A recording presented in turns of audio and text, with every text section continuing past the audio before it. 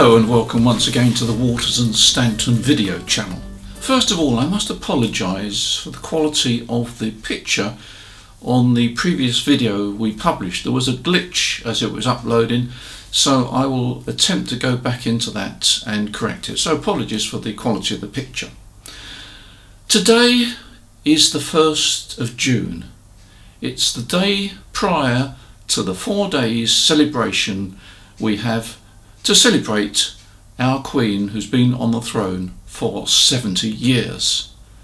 A very, very important date or period in our calendar, and we at Waters and Stanton want to mark that in some way, and I will come back to that shortly.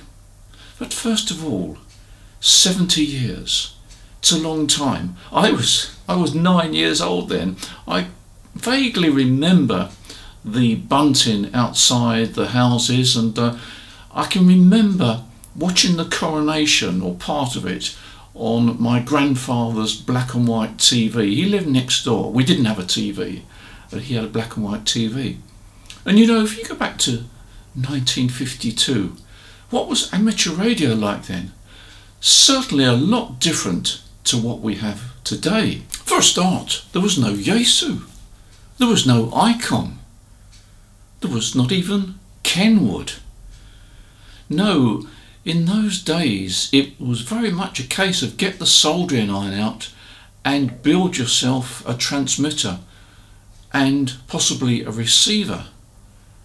You see, transceivers didn't really exist then. I think Collins were making inroads, but basically it was normal to have a transmitter and a receiver. And it was somewhat rare to actually have a VFO, to actually be able to move your frequency around on the transmit side. Crystal control was very much the way of life then, and it worked extremely well. You chose a frequency that was really dictated, I suppose, in many respects, by war surplus crystals. I think I had a crystal on 160 meters which was on 1.980 megahertz on the 160 meter band, or top band as we used to call it then.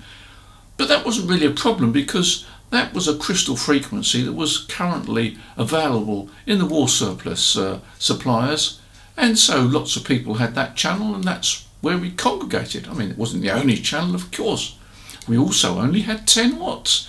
10 watts on 160 meters. CW was compulsory. I think actually in 1952 CW may have been compulsory for the first year or maybe 2 years. I can't remember now, but I do know there was a period when CW was compulsory. So you didn't even need a microphone, couldn't use a microphone. But equipment then, well, the war surplus stores were the main source of equipment. Lisle Street, Praise Street, and Tottenham Court Road.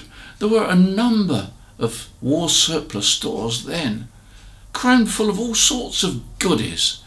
I mean, a lot of the equipment I didn't really understand. Well, of course, I wasn't going shopping then in 1952. I was a few years later. So what did they use for receivers? Well, the CR100, the R107, the 1155 receiver, all war surplus receivers. Transmitters weren't quite so easy. You could buy yourself a 19 set, which I suppose actually was a transceiver, although they weren't. The VFO and the receiver weren't linked at all. But basically it was a question of shopping around, and very often what you bought didn't work. So you had to get the soldering iron out and try and make it work. And of course a lot of hams then would build their own equipment. You know, there were no walk bands then. And I think that the 21 megahertz 15 meter band had only just been announced around about 1952. I think it came in around about that period. An interesting band, except that the TV channels worked on 45 megahertz. Yeah, 45 megahertz or thereabouts. So it meant the second harmonic of 21 megahertz would fall right into the TV channel. So TV interference was a real headache in those days. Unfortunately, TV didn't transmit all the time.